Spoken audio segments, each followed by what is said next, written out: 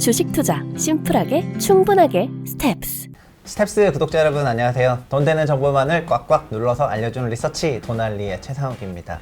주식시장에는 항상 신호와 소음이 있는데요. 신호에는 사야 되고 소음에는 사지 말아야 되겠습니다.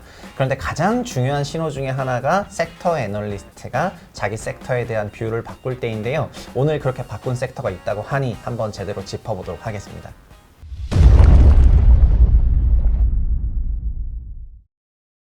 네, 오늘은 하나투자증권에서 항공운송 섹터를 담당하시는 박수영 애널리스트님을 모시고 자기 섹터의 뷰가 바뀌었다고 하니까 왜 바뀌었는지 정말 어떤 투자 포인트가 될지 제대로 짚어보도록 하겠습니다. 안녕하세요. 네, 안녕하세요. 하나투자증권에서 항공운송 담당하고 있는 박수영 연구원입니다. 네, 오랜만에 나오셔서 반갑습니다. 일단 바로 그 질문부터 들어가겠습니다. 원래 항공운송 섹터 별로 안 좋게 보셨잖아요. 그런데 그렇죠. 얼마 전에 리포트를 보니까 또 뷰를 바꾸셨더라고요. 그래서 도대체 왜 바꿨는지, 뭐 어떤 이유인지 그거를 하나하나씩 조금 여쭤보려고요. 그걸 설명을 드리려면은 네. 제가 왜 안 좋게 봤는지를 먼저 말씀을 드려야 될 것 같아요. 네네. 일단 유가가 좀 계속해서 1분기까지도 상황이 좋지 않았습니다.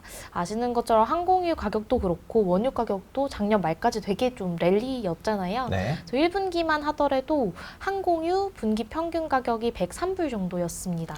네. 근데 이 정도면 과거 대비 한 20% 이상 올라 있는 가격이고요. 근데 제가 더 걱정을 했던 거는 앞으로 중국에서도 여행을 많이 나가게 될 텐데 그러면 항공유 수요가 엄청 늘어나면서 전반적으로 항공유 가격이 더 높아지는 거 아닌가. 네. 플러스 2분기는 원래 전통적으로 항공사들 비수기입니다. 네. 19년 2분기만 보시더라도 제주항공, 진에어, 티웨이 모두 적자를 기록을 했었습니다. 네. 2분기 실적에 대한 감이 좀 안 좋다라고 생각을 해서 계속해서 좀 보수적으로 보는 걸 추천을 드렸었고요. 네. 그런데 이 모든 가정들이 다 바뀌었어요. 일단 일단 첫 번째, 네. 유가가 2분기 평균 유가가 1분기 대비 10% 이상 빠졌습니다. 네, 그렇죠. 유가 빠졌으니까요. 네, 맞아요. 원유 가격이 빠졌고 이게 물론 말씀드렸던 것처럼 항공유 소비는 계속해서 늘어나는 구간이 맞아요. 네. 근데 아시는 것처럼 항공 산업을 제외한 나머지 산업 생산이 전반적으로 다 과거 대비 부진한 상황입니다. 그렇기 때문에 원유 가격이 크게 못 오르고 오히려 내려가는 상황이고요. 네. 그런 베이스 하에서 항공유 가격도 좀 안정적인 수준이 계속 유지가 되고 있습니다. 좋네요. 그래서 이런 트렌드는 앞으로도 좀 유지가 될 것 같고요. 두 번째, 제가 2분기는 비수기라고 말씀을 드렸잖아요. 네, 그렇죠. 보통 항공업종에서 보시면은 우리는 여행을 방학 때 되게 많이 간다라고 생각을 하시면 돼요. 1분기에는 겨울방학이 있고요. 네. 3분기에는 여름방학이 있습니다. 근데 2분기와 4분기는 상대적으로 빨간 날이 적고 뭐 딱히 연휴 쓸 기간이, 휴가 쓸 기간이 없기 때문에 네. 여행을 많이들 안 나가신다라고 생각을 하시면 돼요. 근데 이번 2분기는 좀 느낌이 달랐어요. 일단 5월에 빨간 날 연휴가 2번이나 껴 있었어요. 네. 그래서 5월 수송 실적이 굉장히 좋았고요. 네. 그래서 5월로 끝나지 않을까 생각을 했어요. 왜냐하면 6월은 현충일 때밖에 빨간 날이 없었거든요. 네. 근데 6월도 어떤 항공사들은 5월보다 6월 수송량이 훨씬 많았어요. 그 정도로 사람들이 3년 동안 여행을 못 갔던 이 심리가 계속해서 적체되다 보니까 연휴건 연휴가 아니건 상관없이 여행을 가기 시작하는 구간이다라고 볼 수 있을 것 같아요. 그렇기 때문에 비수기임에도 2분기 영업이 거의 1분기 느낌까지는 아니겠지만 과거와 비교했을 때 역대급 2분기를 기록할 수 있을 만큼 실적에 대한 감이 좋아서 업종에 대한 뷰를 확 바꿨습니다. 그러면은 뭐 수요가 생각보다 더 세고, 네, 맞아요. 그리고 원가는 예상보다 더 하회하고, 네네. 이러니까는 업황 돌아선다 약간 이런 느낌인 것 네. 같네요. 그러면은 소위 작년 코로나 기간 동안에는 지금 말씀하신 거는 항공 관련 수요는 약간 여객하고 그 다음에 이제 물동 약간 이런 운송 그렇죠. 이런 게 있는 네네. 거잖아요. 근데 코로나 기간에는 여객량이 너무 급감을 했고 그거를 화물이 좀 대체를 했지 네, 않습니까? 맞습니다. 근데 지금은 그러면은 화물 수요 부분에서는 좀 축소되더라도 여객 수요가 크게 올라가니까 네. 그게 오히려 항공업을 바라볼 때는 그렇게 보는 게 좀 맞는 것 같다. 약간 네. 이런 뷰신가요? 네, 맞습니다. 그러면은 실적 측면에서는 지금 2분기가 뭐 좀 좋아진다고 하셨는데 사실 2분기 실적도 중요하지만은 좀 롱텀하게 봤을 때도 길게 봤을 때도 이렇게 여객 수요가 올라가는 것이 구조적으로 실적 성장은 조금 나올 것처럼 느껴져서 일단 심장이 조금 오늘 간만에 두근두근 하는데 그러면 저희가 소위 대한항공유로 대표되는 풀서비스 캐리어 네. 그 다음에 제주항공 진에어로 대표되는 LCC 이렇게 있잖아요. 그럼 요 두 개 그룹 중에서는 어떤 그룹이 좀 더 이 중에서 어느 걸 좀 더 선호하시는지 여쭤보고 싶습니다. 시장에서 의견이 좀 갈리고 있는데 네. 저는 이제 LCC 특히 그 중에서도 제주항공 위주로 선호를 한다라고 네. 이야기를 드려요. 제가 계속해서 말씀을 드렸던 게 2분기가 비수기였는데 성수기 비수기를 가리지 않고 네. 여객에 대한 수요가 굉장히 좋다라고 말씀을 드렸잖아요. 그럼 주가가 되려면 이 센티멘털이 그대로 실적에 반영이 될 수 있는 네. 그래야지만 주가도 같이 랠리를 탈 수 있다라고 보는데 네. 이게 퓨어하게 다 반영될 수 있는 건 LCC라고 생각을 하고 있습니다. 왜냐하면은 FSC는 말씀해 주셨던 것처럼 네. 화물 때문에 21년, 22년 실적이 굉장히 좋았어요. 네. 대한항공도 물론 여객 굉장히 잘 되고 있습니다. 네. 프리미엄 좌석이라고 할 수 있는 뭐 비즈니스 클래스, 퍼스트 클래스 다 영업 너무 잘 되고요. 장거리 나가는 노선 300만 원이 넘어가고 있지만 네. 굉장히 잘 팔려요. 예. 사람들이 여행에 대한 심리가 많이 적체되어 있었기 때문에 장거리, 단거리 가리지 않고 좋은 건 맞지만 화물이 어쨌든 다운턴으로 접어들었고 그렇죠. 일단 경기 자체가 뭐 그렇게 좋은 경기는 아니잖아요. 특히 상품 경기로 봤을 때는 그렇기 때문에 화물 물동량도 줄어들고 있고요. 운임 자체도 굉장히 뭐 코로나 이전 대비 2배까지 올랐던 운임이 다시 제자리를 찾아가는 과정이기 때문에 여객이 올라오는 그만큼의 높이를 네. 화물이 일부 깎아먹으면서 좀 희석될 것 같다라는 우려가 있어요. 네. 물론 기존부터도 화물은 피크아웃이야. 그래서 주가가 안 될 거야. 라는 게 어느 정도 대한항공 주가에 녹아 들어가 있는 건 맞아요. 네. 그렇지만 그렇게 본다 손 치더라도 여객이 좋아지는 걸 단순하게 퓨어하게 다 반영할 수 있는 거는 LCC도 있는데 라고 생각이 들기 때문에 네네네. LCC를 FSC보다 조금 더 추천을 드리고 네. 있습니다. 그럼 LCC 중에서도 제주항공이랑 진에어가 있는데 보니까 제주항공은 시총 약 1조 2천억 정도 되고 네네. 그리고 진에어는 거의 9천억 가까우니까 네, 시총 맞습니다. 차이는 아주 크게 나는 건 아닌 것 같더라고요.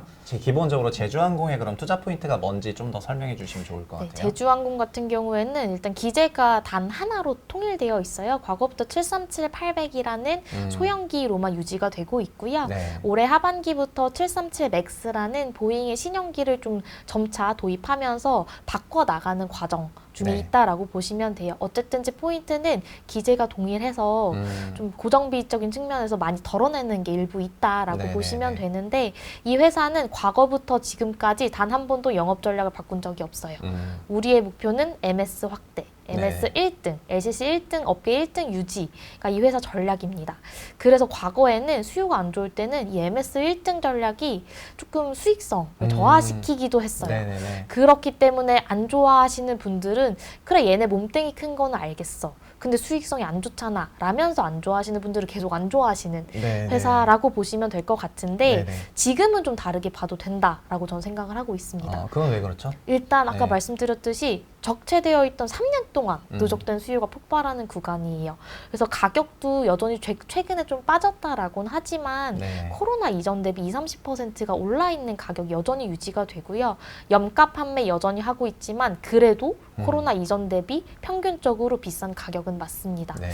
그렇기 때문에 이제 적극적으로 Q를 확대하는 전략이 P와 Q를 다 위로 올리는 실적까지도 좋아지는 그림이 좀 가장 자연스럽게 연결되지 않을까라고 생각을 하고 있고요. 네. 이게 가장 돋보였던 게 이번 비수기 2분기였어요. 2분기가 전통적 비수기라서 다른 거의 모든 LCC들이 좀 몸을 사렸어요. 네. 어차피 안 될 텐데 그냥 수익성 정도만 방어를 하자라는 느낌으로 진에어 같은 경우에는 기재를 전반적으로 국내선에 좀 집중을 시켰고요. 네. 또 남는 기재도 3분기 영업 확 당겨서 하려면은 중정비를 좀 시행해야 돼 라면서 약간 정비고로 뺐어요. 그러면서 1분기 대비 2분기 수송객 수가 급 줄어들었는데 네. 반면에 제주항공은 2분기 비수기였지만 극성수기였던 1분기보다도 수송객 수가 QOQ로 3% 정도 올라왔습니다.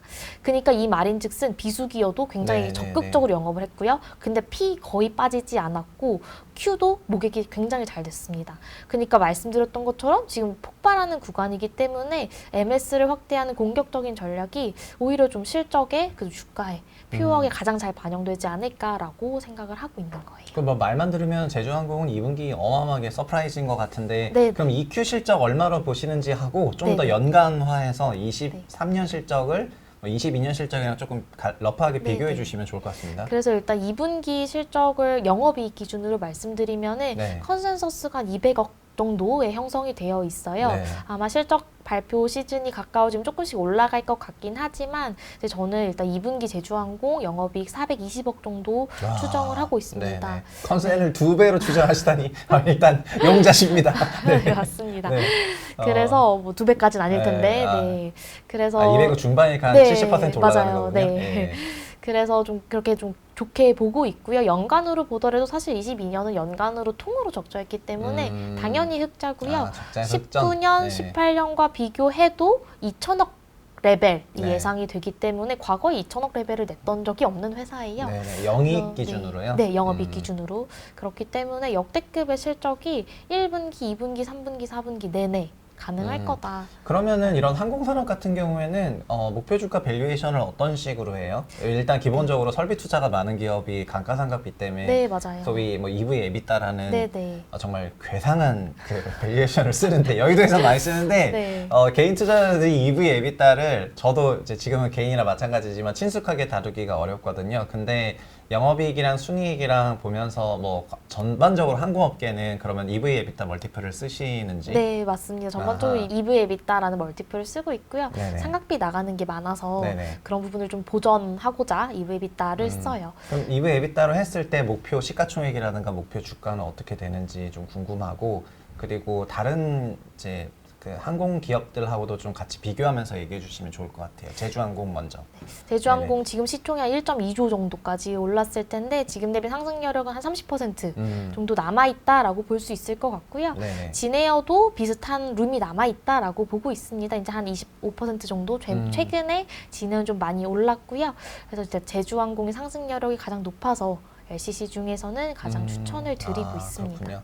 네, 그러면은 진에어나 제주항공이나 사실 대한항공이나 큰 컨셉에서는 여객 수요가 크게 올라가고 있는 것 같고 2분기 비수기인데도 이렇게 서프라이즈하게 나왔는데 또 공교롭게도 제주항공은 대응을 더 잘했고 네. 진에어는 정비도 하고 약간 이렇게 했었는데 3분기는 예상할 때 그러면 더 좀 뭔가 더 터프하게 예상을 하고 계신 거예요? 1분기가 사실 네. 나올 수 없는 실적이 나왔다. 네. 역대급이다라는 수식어가 계속 따라다녔었어요. 특히 네. LCC들. 예.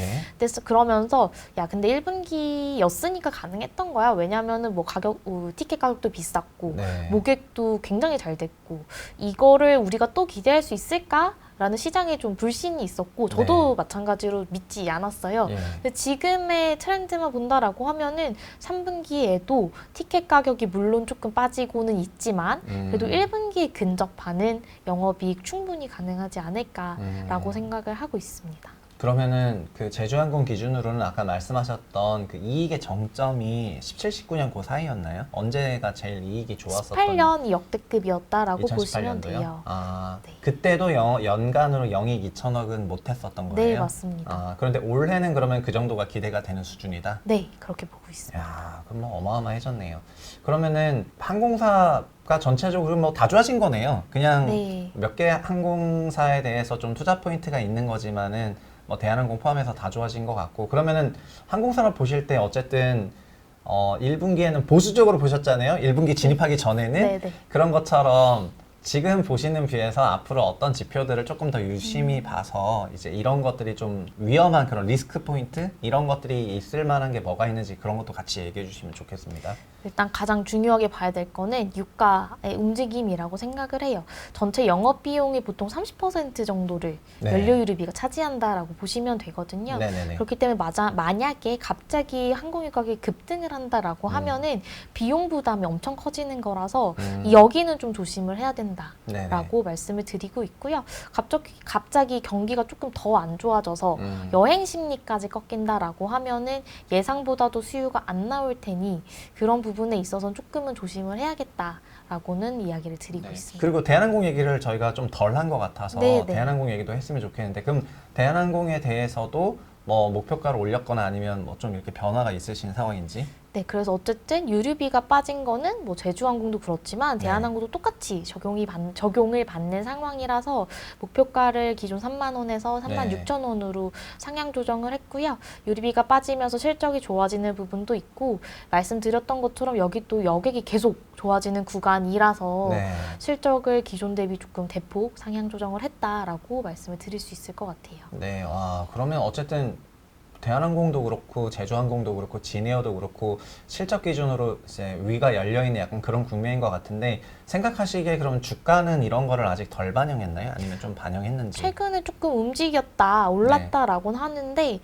덜 반영됐다. 더 그렇구나. 갈 룸이 조금 있다라고 네네네. 보고 있습니다. 뭔가 그런 느낌입니다. 왜냐하면은 바이럴이 안 되는 걸 보니까 지금 이 이슈 관련해서는 대응이 아직 네. 충분히 안 올라오는 것 같고 뭔가 이렇게 그 박수영 애널 같은 경우에는 뭐 엔터를 다루실 때도 그랬는데 어쨌든 산업에 착 달라붙어 있으니까 변화를 제일 먼저 캐치하는 그런 스타일이거든요. 그래서 뭔가 이런 의견을 굉장히 귀담고 들으시면은 좋은 성과가 있지 않을까 이렇게 예상을 해봅니다.